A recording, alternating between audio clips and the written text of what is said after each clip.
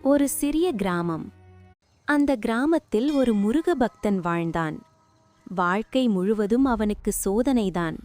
வியாபாரம் சரியில்லை, வீட்டில் நோய், கடன் தொல்லை. ஒருநாள் அவன் கோயிலின் முன் மண்டியிட்டு கண்ணீர் மல்க கேட்டான், முருகா, ஏன் என்னை மட்டும் இவ்வளவு சோதிக்கிறாய்?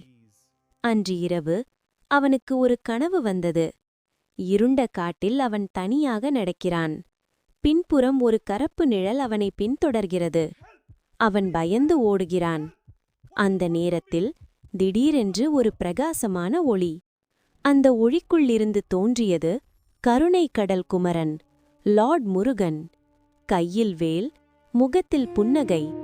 முருகன் மெதுவாக சொன்னார், மகனே, நீ நினைத்தாய் நான் உன்னை சோதித்தேன் என்று.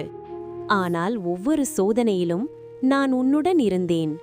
அவர் வேலை உயர்த்தியவுடன் அந்த பயங்கர நிழல் மறைந்தது. உன் பயமே உன் எதிரி. நம்பிக்கை இருந்தால் நான் உன்னுள் இருக்கிறேன். அவன் திடீரென்று விழித்தான். வாழ்க்கை உடனே மாறவில்லை, ஆனால் அவன் மனம் மாறியது.